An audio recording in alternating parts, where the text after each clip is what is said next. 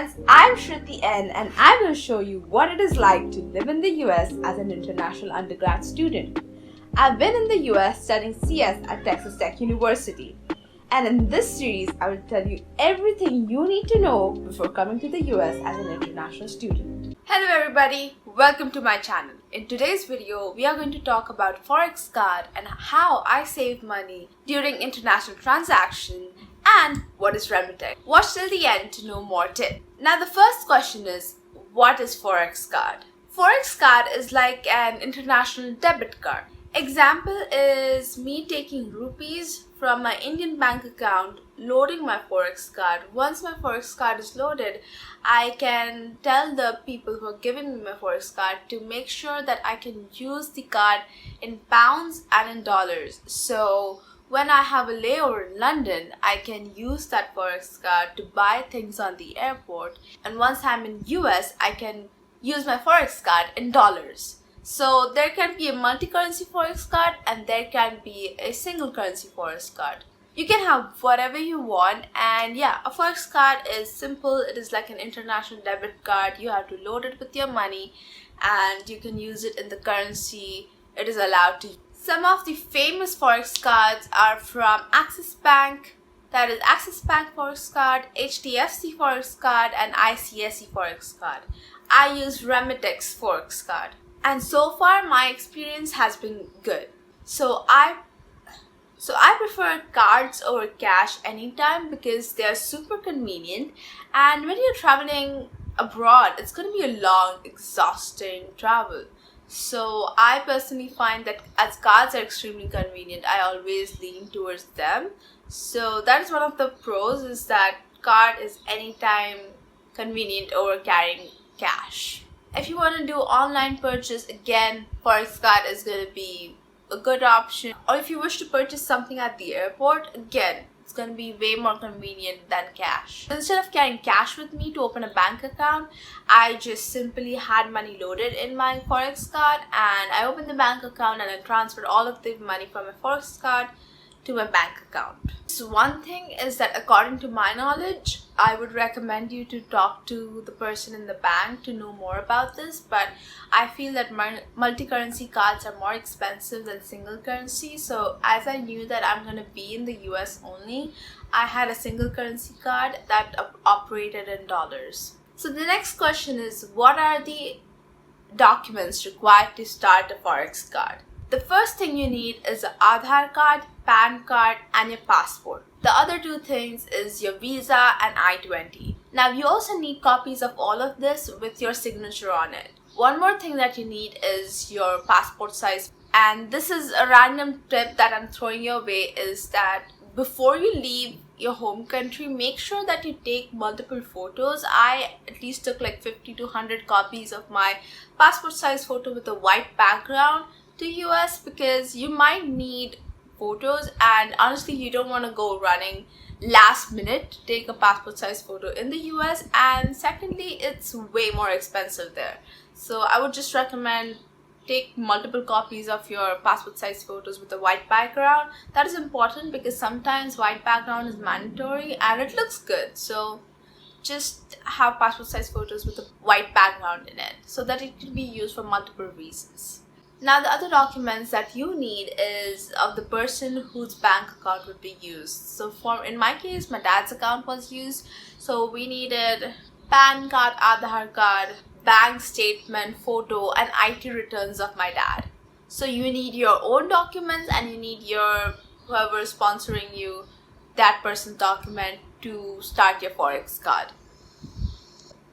So with all of these documents, you will have to fill a form that is required to start any Forex Card. Once we fill that form, we got our Forex Card in a day and it was shipped to our house with zero cost. Now, what is the minimum and maximum loading capacity?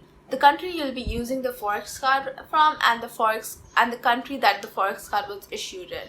So I would recommend you talk to the person you're going to start the Forex Card to know about the details about minimum and maximum loading capacity, because that just differs from situation to situation. Now is to the most interesting part is how I save money using my Forex card. Now you might know when you're paying tuition and you're transferring money from country A to country B, you get a lot of charges from both the countries. So in country A, you get the conversions fee and the transfer fee, and once the money is sent to country B, you get another more charges. My Forex card is loaded. In this case, I only have to pay the conversions fee, so I save on international transaction fee. Once the money is loaded into my Forex card, I go to my bank and then deposit the money in my bank account. So usually in US there is a $16 fee, so the international money coming into a bank account, you will be charged $16. But because I use a Forex card, once I go in and they take out the money from my Forex card, there's zero charges for that, and they take that money and put it in my bank account, zero transaction fee for that. And that is how I save money on every single transaction, is because I just have to pay the conversions fee. So how do I deposit my money using my Forex card? So what I do is that I walk into the bank with my Forex card, I insert it in. They will give you all of the instructions. You don't need to worry about it. So the first thing you have to do is give them your address. Once you give out the address, they will ask for a photo ID. In my case, I did not have a driver's license, so I had to take my passport every single time I went to the bank. Without a passport / a photo ID, your work will not be done. So always make sure you have a photo ID on yourself every single time you go to the bank. Then I let them know the amount that I want to transfer from my Forex card to my bank account. They just filled all the information that I gave them and the transaction. Once the money is in my bank account, I have linked my bank account to my university. I just transfer all the money from my bank account to my university, and that's how I pay my tuition. And I save a lot of money on international transaction, because every time my money lands on my Forex card, I only have to pay the conversions fee. Once I transfer my money from my Forex card to my US bank account, I have zero fees, so I save a lot of money. So I'm going to talk about how I paid my tuition using Remittance, because I had to pay my tuition using Remittance the first installment that I paid. So I don't know about every single university, but in my case, my university is partnered with Flywire, and I'm sure you must have heard about it. It's a lot of universities use Flywire. So basically what you do is you take the money from your bank account and you load it to Flywire. They hold your money, not for a long time, but they hold your money for the university, and once the money is in the Flywire will transfer it to your university. So it's like your bank account, university's bank account, and Flywire's. So they just hold your money and then transfer it to your university. By hold, I do not mean they hold it for a long. So Remittance is basically international transfer of money. One way of doing it is by using Flywire.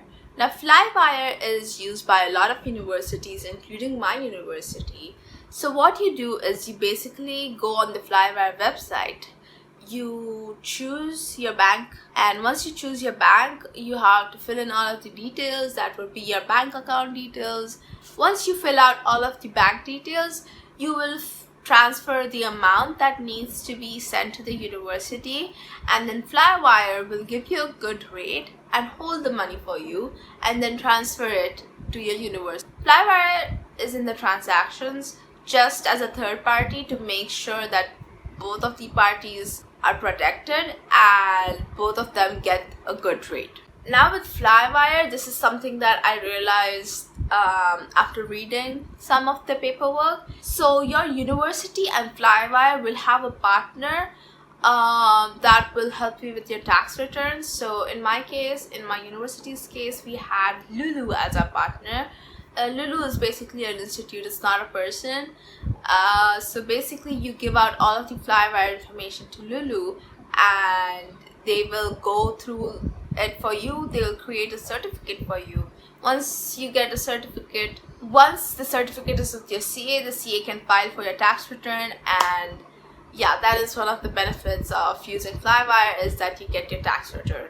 One last saving tip that I have for you is, say you have 4 installments for one semester and you have, say, one installment of $1,000. So I would say instead of sending $1,000 per month to the US bank account, I'll say send $4,000 at a time, because what happens is that, as I said, there will be $16 or around $16, so every single international amount received.